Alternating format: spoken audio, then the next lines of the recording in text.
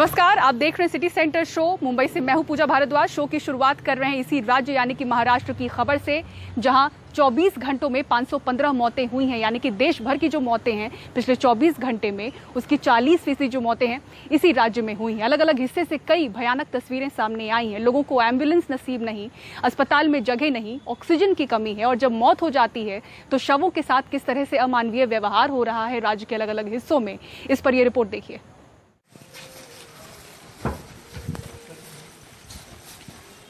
महाराष्ट्र की ये 3 भयानक तस्वीरें बताती हैं कि राज्य में मौतें कितनी सस्ती हो गई हैं और शवों के साथ क्या सुलूक हो रहा है। सबसे ज्यादा 2 लाख पार मामले रिपोर्ट करने वाले शहर पुणे में शव को एम्बुलेंस नहीं मिली तो ठेले से शमशान भूमि तक पहुंचाया गया।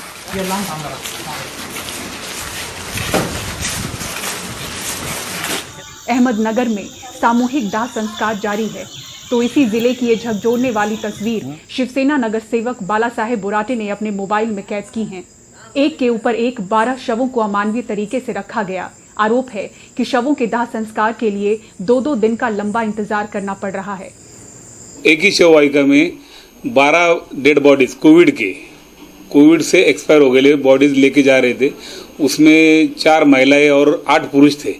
ये इतनी बड़ी दिल दहलाने वाली बात है कि हमारा जो हमको ये देखने में ऐसा गलत लगा, उसका वीडियो शूट किया हमने और हमारे जो म्युनिसिपल कॉर्पोरेशन के कमिश्नर है उनको बताया, और उन्होंने उनको बताने के बाद सिविल सर्जन को भी बताया। आज भी जो कंडीशन है उधर अमरधाम में, एक कोविड की बॉडी जलाने के 2-2 दिन लगते हैं, उसको वेटिंग करना पड़ता है। महाराष्ट्र का ये सरकारी मैप बताता है कि सिर्फ अहमदनगर ही नहीं, पुणे सहित राज्य के कई दूसरे ग्रामीण जिलों में हर दिन संक्रमण तेजी से फैल रहा है और ऑक्सीजन एम्बुलेंस की कमी के कारण हालात बद से बदतर हो रहे हैं। पूना की ही बात है, जो भूतपूर्व जो यहाँ के मेयर थे माननीय दत्ताजी ओगबोटे, उनका देहांत हो गया क्योंकि उनको अस्पताल में जगह मिली नहीं। उसके बाद उनको कम से कम 2 जगह पर क्रीमेटोरियम में लेके जाना पड़ा और वहां पर जगह नहीं होने पर तीसरी जगह पर उनको स्मशान भूमि मिल गई।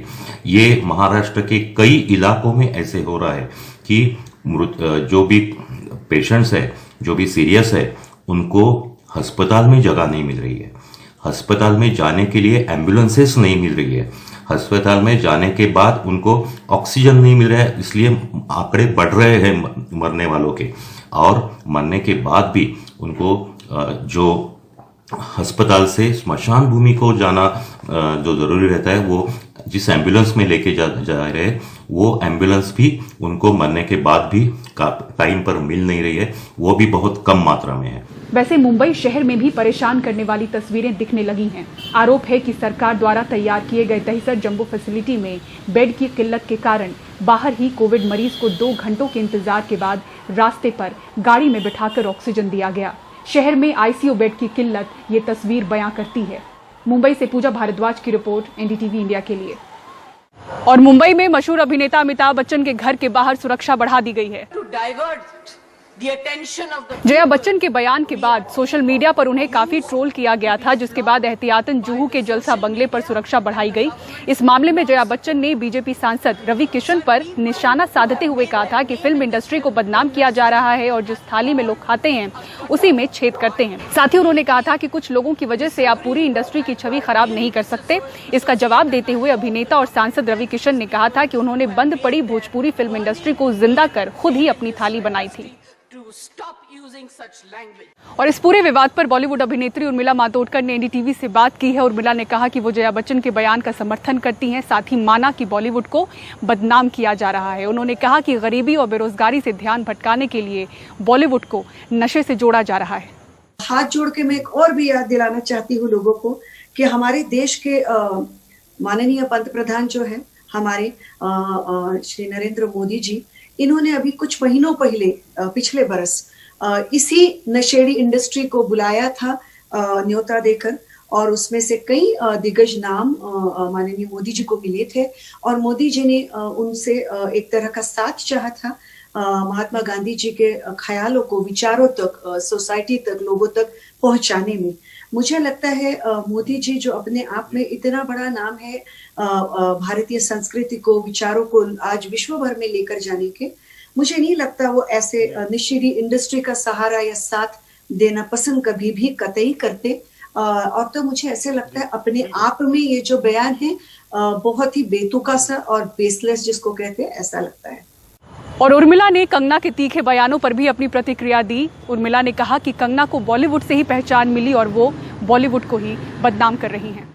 जिन्होंने आज जिस फेमिनिज्म की और फेमिनिस्ट फिल्मों की बात कंगना कर रही हैं, उनके जन्म से पहले जया जी ने गुड्डी, मिली, अभिमान जैसी फिल्में की, जिसमें काफी सारी फिल्में उनके जिसको टाइटल रोल कहते हैं हम, उसमें जया जी दिखाई दी हैं। वो हमेशा औरतों के लिए और समाज के लोगों के लिए आवाज उठाती रही हैं।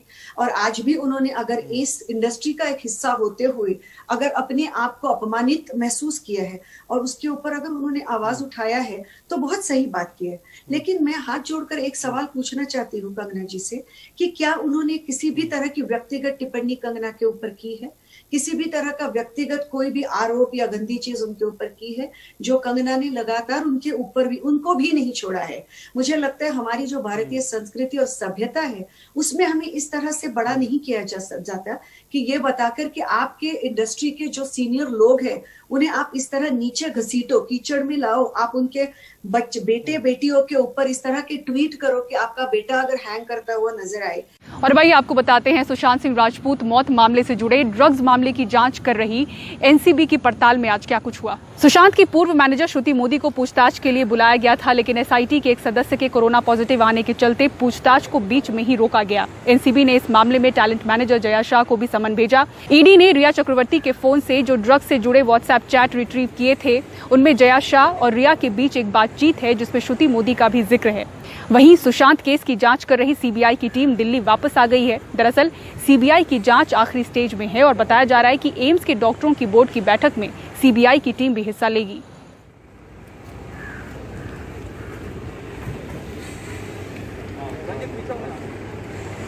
दिल्ली दंगों की साजिश के मामले में दिल्ली पुलिस की स्पेशल सेल ने 15 आरोपियों के खिलाफ 17,500 से ज्यादा पेजेस की चार्जशीट दाखिल कर दी है। इस चार्जशीट में उमर खालिद और शर्जिल इमाम के नाम शामिल नहीं है, लेकिन दिलचस्प ये है कि इस चार्जशीट में चक्का जाम को लोकतांत्रिक नहीं माना गया है। बुधवार को दिल्ली पुलिस की स्पेशल सेल 2 बड़े बक्सों में दिल्ली दंगों की साजिश के आरोप पत्र लेकर कड़कड़डुमा कोर्ट पहुंची। जिन 15 लोगों को पुलिस ने आरोपी बनाया है उनमें आम आदमी पार्टी के पूर्व पार्षद ताहिर हुसैन, पीएफआई से जुड़े खलील सैफी, पिंजरा तोड़ ग्रुप की नताशा नरवाल और दिवांगना कलिता, जामिया कोऑर्डिनेशन कमेटी की सफूरा जरगर और जामिया मिलिया इस्लामिया के कुछ छात्र शामिल हैं। लेकिन आरोपियों में उमर खालिद और शर्जिल इमाम नहीं हैं। उनके खिलाफ पूरक आरोप पत्र आएगा। चार्जशीट में यूएपीए, देशद्रोह, हत्या की कोशिश, दंगा फैलाने और साजिश रचने जैसे संगीन आरोप हैं। पुलिस का दावा है कि आरोपियों के खिलाफ तकनीकी सबूत हैं। व्हाट्सएप चैट और सीडीआर में काफ़ी अहम सबूत मिले हैं। एंटी-सीएए के नाम पर 25 से ज़्यादा प्रोटेस्ट साइट बनाई गईं और व्हाट्सएप ग्रुप बनाए गए। इनमें दिल्ली प्रोटेस्ट सपोर्ट नाम का ग्रुप प्रमुख था, जिसके जरिए दंगे भड़काए गए। चैट में चक्का जाम और हिंसा की बात है। चक्का जाम लोकतांत्रिक प्रोटेस्ट नहीं है। इस चैट से पूरी तरह साफ है कि इन प्रोटेस्ट साइट का क्या मकसद था। एक ग्रुप में पूछा गया कि पिंजरा तोड़ ने हमारे लिए हौजरानी और शाहीन बाग में क्या किया। छात्रों को साजिशकर्ताओं ने कहा कि फायरिंग के पहले जगह छोड़ दें। प्रदर्शनों का आयोजन और हिंसा सब साजिश के तहत हुए। चार्जशीट में 745 गवाह हैं, जिनमें 51 गवाहों की गवाही कोर्ट के सामने हुई। हर चीज़ मतलब उनकी यही रहता है कि जितना मुझसे हो सकता है मैं अपने देश के काम आऊँ, अपने लोगों के काम आऊँ। उन्होंने हर वक्त इस चीज़ की कोशिश करी है। इसी वजह से वो इस यूएच के ज्वाइन करा था ताकि अपने लोगों के लिए ज़मीनी स्तर पे काम कर सकें, पर इस तरीके से फंसा दिया जाएगा ये नहीं पता था। आरोपी अब तक दंगों की जांच के पीछे पुलिस की नीयत देख रहे हैं। दिल्ली पुलिस का दावा है कि उसने दिल्ली दंगों की साजिश की जांच 6 महीने तक की और 6 महीने में सबूतों के आधार पर आरोपियों को गिरफ्तार किया है। वहीं बचाव पक्ष दिल्ली पुलिस की चार्जशीट को एक तरफा बता रहा है। नई दिल्ली से कैमरामैन मोहम्मद कैफ के साथ मैं मुकेश सिंह, NDTV इंडिया। और 3 दिन के लिए दिल्ली विश्वविद्यालय के किसी भी कॉलेज में पढ़ाई नहीं होगी क्योंकि सभी शिक्षक हड़ताल पर जा चुके हैं। देखिए क्यों। बहुत मान मनोबल के बाद अग्रसेन कॉलेज में राजनीति शास्त्र पढ़ाने वाले सुबोध कुमार हमसे बात करने को तैयार हुए। उन्हें लगता है कि वेतन ना मिलने पर मीडिया में ज्यादा बोले तो नौकरी पर खतरा आ सकता है। सुबोध कुमार को मई से वेतन नहीं मिला है। अब घर के रोजमर्रा के खर्च से लेकर घर की EMI तक देने के पैसे नहीं बचे हैं। लोगों ने EMI ले रखा है और लगातार 3-4 महीने से अगर सैलरी नहीं मिले तो EMI बाउंस होगा। जब EMI बाउंस हो रहा है तो दरवाजे पे नॉक नॉक का आवाज़ आता है कि भाई आप हमें पैसा क्यों नहीं दे रहे हो, EMI क्यों नहीं दे रहे हो। हम जो पैसा मांग रहे हैं, अपने मदर फादर को जो पैसा देते थे वो पैसा वापस मांग रहे हैं, हम अपने दोस्तों से मांग रहे हैं। दिल्ली सरकार की ग्रांट पर चलने वाले 12 विश्वविद्यालयों के 3500 से ज्यादा शिक्षकों और कर्मचारियों का यही हाल है। उन्हें 4 से 5 महीनों से वेतन नहीं मिला है। अपने घर का किराया देना, EMI भरना भी मुश्किल हो चुका है। PhD होने के बावजूद अपने बेसिक राइट जो कि पे विद वर्क से वंचित किया जा रहा है। पिछले 5 महीनों से टीचिंग और नॉन टीचिंग स्टाफ को सैलरी नहीं दी गई है। कोरोना से संक्रमित होने के बावजूद दिल्ली के शिक्षा मंत्री मनीष सिसोदिया ने इस पूरे मामले पर वीडियो कॉन्फ्रेंसिंग के जरिए प्रेस से बात की। सिसोदिया के मुताबिक ग्रांट बढ़ाई गई है पर कुछ कॉलेज फंड्स में धांधली कर रहे हैं और गवर्निंग बॉडी नहीं बनने दे रहे। ऑडिटर्स की तरफ से हमें एक इनिशियल रिपोर्ट मिली है जिसमें उन्होंने उसको करार दिया है इनिशियल ऑब्जर्वेशन है और उसमें उनके कुछ कंसर्न है, कुछ उन्होंने ऑब्जर्वेशन दिए हैं। सितंबर के पहले हफ्ते में 6 कॉलेजेस का ऑडिट शुरू किया गया था। जो कॉलेज फंड नहीं है चिल्ला रहे थे, जो दिल्ली गवर्नमेंट से ग्रांट नहीं मिली का शोर मचा रहे थे, उन्होंने अभी इनिशियल ऑब्जर्वेशन है, लेकिन जो बात इनिशियल ऑब्जर्वेशन में सामने आई है कि उन कॉलेजेस ने इलीगल तरीके से करोड़ों रुपया फंड्स में FDs में दबा के रखा हुआ है, FDs में जमा करके रखा हुआ है। वो सैलरीज नहीं दे रहे हैं टीचर्स की, वो स्टाफ की सैलरी नहीं दे रहे हैं।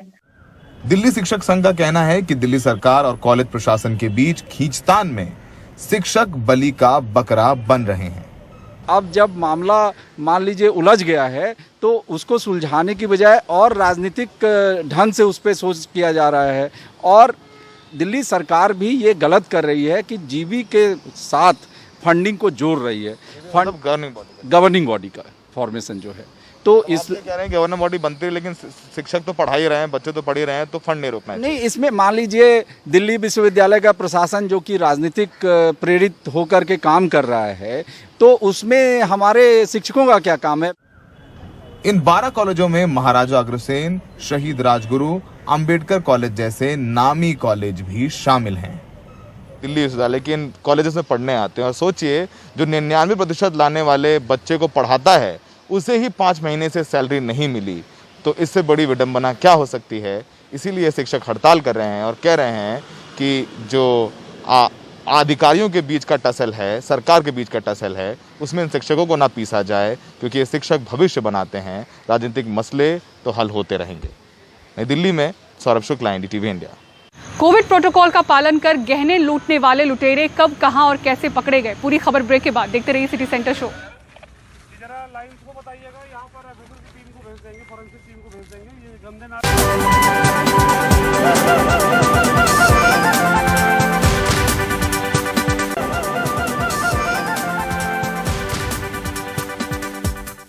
और केवल 20 रुपए में हो सकता है पराली का निपटारा। क्या है ये तकनीक, देखिए पूरी खबर।